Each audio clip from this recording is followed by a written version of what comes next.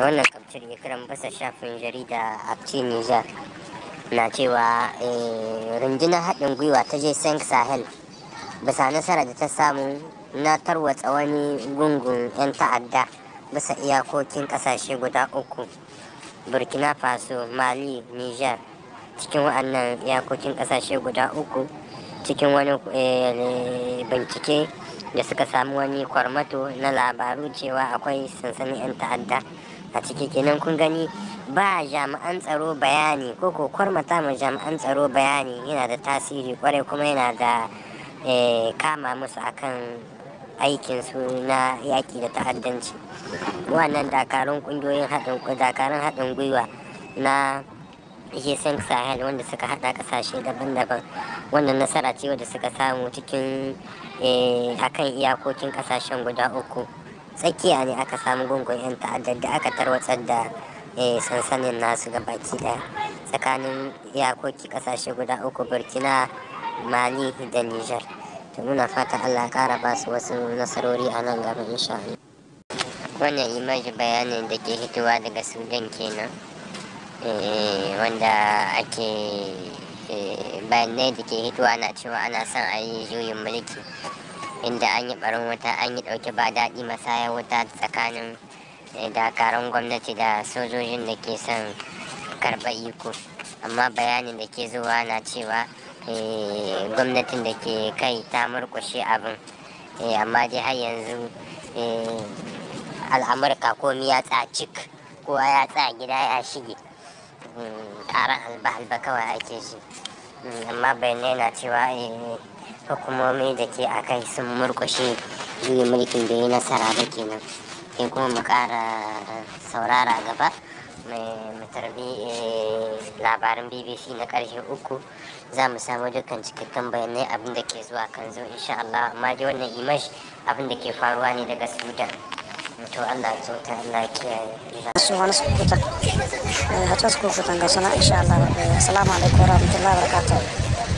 Sukuta wannan an gwada hanyar ta kwanakin bayan nan. Kila Sukuta na insha Allah. Assalamu alaikum da sarfa ta da su kuma samu Allah wa musu.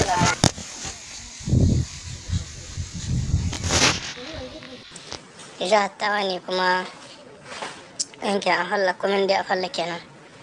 Yalle wannan can na wajen mu na dama can na fara ta abin nan, wannan musiba dama ta bullace wannan waje ta bangaren fara kuwa. Allah ya sai dai mu fata dai Allah ya tabbatar da alheri dan masara da sauransu da wannan wurare duk ta ce Allah ya sai godiya. To wane muku fata ta alheri. Kuma da kun ga wannan dan fito da turai ku mu dai bana shekara matsalar kenan da Allah ya yi gyara cikin shekara insha Allah. Gaskiya shekara da kan bana wajen mu da kan gaskiya cikin gwamnatin Bambai can wajen mu da ba duka komai ba ko ke dai namu wajen da muke noma cikin gwamnatin Bambai gaskiya kan shekara kan gada wata wannan dai ban ga gona haka muna ta kafin zazzagiya ake da gona mace insha Allah ko da harkoki dai insha Allah su ga mun to dan sai an ka haske sun lokacin sun ka tashi za su fara kalin sai an ka ja ruwa sai ce sun lalace duka insha Allah. Shi abin da ba da yara da kama suna shan su da shi insha Allah. Allah shi ne sai insha Allah. Ainihin sektakin kwamitin dogon kirya ne wani gari da ake ce ma Balis. Insha Allah rabbi yanzu kai tsaye na yi wannan hoton da na zo jawabin nan. Gaskiya mun sami matsala ta rashin ruwa sosai da sosai.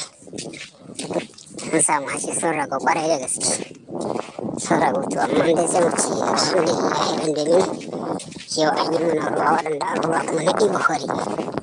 Idan mun sami ruwa sosai na ɗiba hori kwarai da gaske.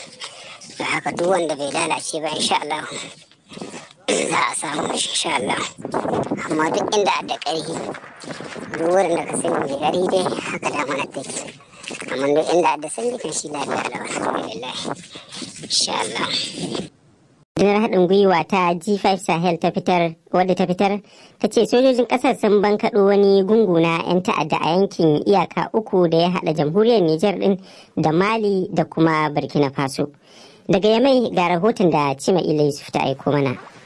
A fafutukar rundunar ta haɗin gwiwar ƙasashen G5 Sahel na yaƙi da ƙungiyoyin masu da'awar jihadi ne, ta ce ta bankaɗo wani gungu na 'yan ta'adda a yankin kan iyaka uku da suka haɗa da jamhuriyar Nijar, Mali da kuma Burkina Faso. A cikin wata sanarwar da rundunar ta fitar jiya a Bamakon ƙasar Mali ne, ta ce yanzu haka ta sa hannu ga wasu mutane da ake zargi 'yan ta'adda ne da dakarun jamhuriyar Nijar suka yi nasarar kamawa ta hanyar amfani da wasu bayanai da mazauna yankin suka bayar. Ta haka ne in ji wannan sanarwa a ranar 12 ga wannan wata na Satumba da muke ciki. Rundunar sojin Nijar da ke Wanzarbe na yankin Terar jihar Talabiri ta samu labarin wasu mutane 9 da ba yarda da su ba a garin Balle Kwara da ke a nisan kilomita 30 bangaren kudu maso gabashin Wanzarbe. Mutanen dai na kore da gomman bisashe da suke kokarin saidawa a kasuwar ta Balle Kwara. Bayan cikakken bincike ne dakarun suka yi nasarar kama su tare da dabbobin da ma babur daya samfarin Royal Sabo Keram. Sai kuma ranar 15 ga wannan wata na Satumba dai da muke ciki, in ji sanarwar.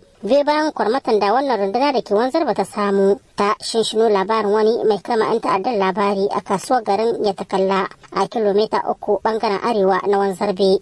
Bayan tabbatar da waɗannan mutane da ake zargi ne, dakarun suka miƙa su tare da dabbobin da ma baburkin ga cibiyar yaƙi da ta'addanci don ci gaba da bincike, abinda masu nazari kan al'amuran yau da kullum irin su Abdurrahman Alkasim ke cewa ba karamin ci gaba hakan zai haifar ba a yakin da rundunar ta G5 Sahel ke yi da ta'addanci. Wani abu ne wanda dama ake neman shi a ga ya kasance haka kin, kuma diyan da za a yi duk lokacin da al'ummomi hula suke goyon baya suke kwarmata bayanai irin haka, to za a cimma nasarori kuma za a kauce ma yakin ko halbe-halbe ko shikita ko rasa rayuka, saboda yana ba da dama abokin gaba a tarda shi inda yake kahin ma ya kawo hari ko kahin ma ya cutar da jama'a. Kuma wani abu ne wanda ya kamata a ci gaba da yi, kuma ita daga nata bangaren G5 Sahel ya kasance ta ƙara sa hoɓɓasa da kuma ƙarfin gwiwar da ya kamata ta sa don kuna abin da ya kamata ko na tukuci da na kyaututtuka da ya kamata a rika ma al'umma duk lokacin da suka kawo bayanai irin haka. In ji masanin ko don yadda 'yan ta'addar suka mai da hankali ga kisan farar hula zai sa su ba sojojin haɗin kai don a gudu tare a tsira tare. Sun mai da akala su kan farar hula, kuma farar hula sun fahimci cewa ta je ta dawo su dai ne za su wahala, shi yasa suke ba da wa'annan rahotanni wa'annan bayanai a cikin lokaci. Kuma zai yiwu ita ma hukumar ta G5 Sahel ta hanyar haɗaka sojoji na ƙasa da ƙasa sun canza husa'o'insu ta ɓangaren yadda suke gyara alaƙa su tsakaninsu da farar hula, kuma ta ɓangaren waye kanu da kuma 'yan abubuwan tukuci da suke sawa a ciki.